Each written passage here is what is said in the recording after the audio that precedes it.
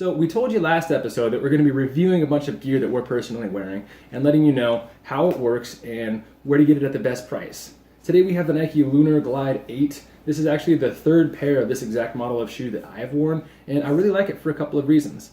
But I'm going to let you know the positives to it, the negatives to it, and then who it's good for versus who might not want to wear this shoe. Stay tuned.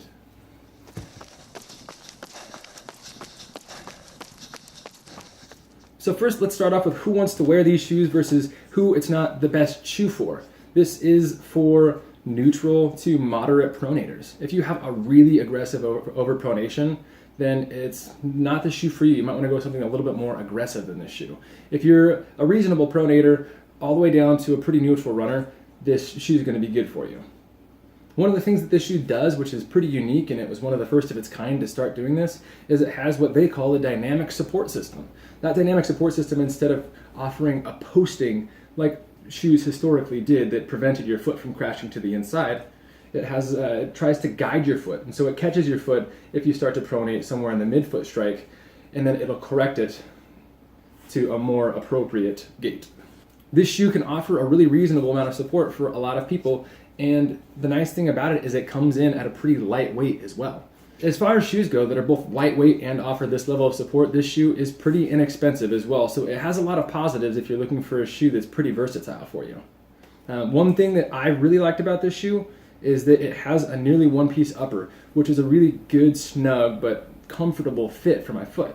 It makes the shoe reactive because it can fit tight to your feet, but because there's no seams or really rigid pieces on the upper, although it grabs your foot really well, it doesn't rub any spots the wrong way. Another thing that they did is they have these curves on the upper part that actually help hold your feet in, but since they're thick and elastic, they actually give a really comfortable hold on your foot. Now, one more thing about this shoe that I've been going away from, but it's been the industry standard for a long time, is this shoe has a 12mm heel to toe drop. What that means is that the heel right there is 12mm thicker than the toe. And so it's going to grab your foot earlier on in the strike than, say, an 8mm heel to toe drop, which is going to allow your foot a little bit more of an opportunity to be reactive and gain strength on its own. I wore really supportive shoes for a long time, and so my feet are very used to that 12mm heel to toe drop. Lately, I have been going down on that to try to teach my feet to be more reactive, though. For many of you who still need some sort of support, that 12mm heel to toe drop is really important because it allows this shoe to work for you. I'm a very neutral foot striker though, and I've actually recently been trying to train my feet to be more reactive themselves. And so for my speed workouts and my long runs, anything that I'm putting a heavy workload on my body, I've gone down to an 8mm heel to toe drop shoe. And I know a lot of people that have gone down further than that.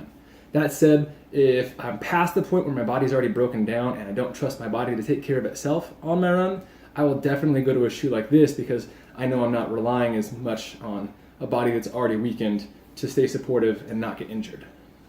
On the outsole of this shoe, they cut it in a way that it actually compresses them a little bit every time you take a step, and that actually does a really good job at absorbing shock and give you a better cushioned ride while still maintaining some of the responsiveness of the shoe. Another update that they made from the previous model, which I really like, is they took this blocking piece that was right here and they actually integrated it with the sole. And so it's a little bit less rigid and it is also more aesthetically pleasing. Other complaints that this shoe has gotten is that it does tend to pick up pebbles in the outsole here. That doesn't personally bother me, but some people get bothered by it. And it happens a lot this time of year because it's cold out here, it's been snowing, and there's a lot of gravel down on the road so the cars don't slip. Thanks for watching, and check out the description below for where you can find these shoes online. If you have any suggestions of what kind of gear we should review next, let us know. Or if you have any questions on how this shoe might fit you or what shoe might be best for your type of feet, we'd love to hear that, so please comment below and join the discussion. Cheers, we'll see you next time.